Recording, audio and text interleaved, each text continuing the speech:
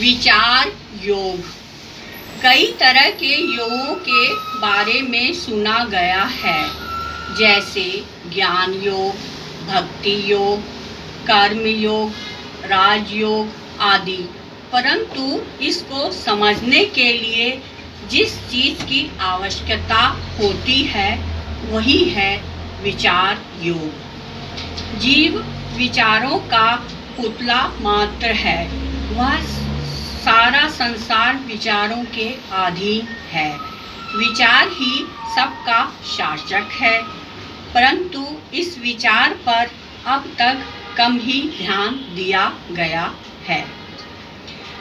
ज्यों ही हम विचारों को परखना शुरू कर देते हैं, विचार की गुत्थी अपने आप सुलझ जाती है। जिस प्रकार जादूगर के जादू को जो व्यक्ति समझ लेता है या जान जाता है, उसके लिए जादू हाथ की सफाई मात्र हो जाती है।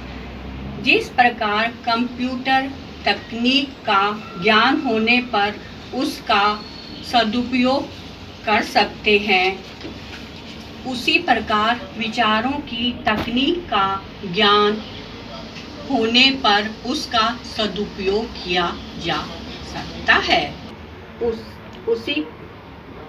उसी प्रकार विचार योग की तकनीक का ज्ञान होने पर उसका सदुपयोग किया जा सकता है। मन को खुद ही संयमित करना पड़ता है। कोई दूसरा संयमित नहीं कर सकता है। ज्यों ही मनुष्य दूसरे पर निर्भर होने शुरू कर देता है, उसके विचार कमजोर पड़ने लग जाते हैं। अतः इसके लिए स्वयं ही दीपक बनना पड़ेगा। इसके लिए परम पुरुषार्थ की आवश्यकता है। विचार की उत्पत्ति का स्थान हमारा मन है।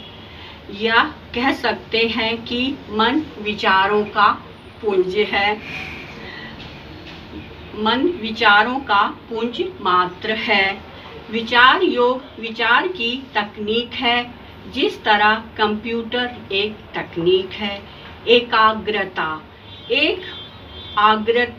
एकाग्रता का अर्थ हुआ एक विचार को लेकर आगे बढ़ना। ज्यों ही दूसरा विचार आ जाता है तो एकाग्रता नहीं रहती है। इसलिए एकाग्रता का अर्थ हुआ एक विचार को पूरे मन मस्तिष्क से लगाकर आगे बढ़ने की कला। एकाग्रता यानी एक विचार एकाग्रता ही सभी प्रकार के ज्ञान की नींव है। जिसने भी इस कला में दक्षता हासिल कर ली, उसे सफलता अवश्य मिली।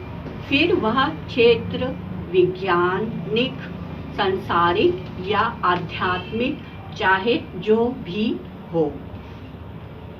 मन विराट शक्तियों का आगार है। जिसने मन को जीत लिया, उसने सारे संसार को जीत लिया। यही सकारात्मक विचार हमें स्वर्ग की ओर ले जाता है। नकारात्मक विचार हमें नरक के गर्त में गिरा सकता है। सकारात्मक और नकारात्मक में अंतर करना ही विवेक है। यही बुद्धत्व है। आइए हम खुद दीपक बने, वह अपना रास्ता खुद ही प्रकाशित करें। जय श्री राधे, जय श्री कृष्ण।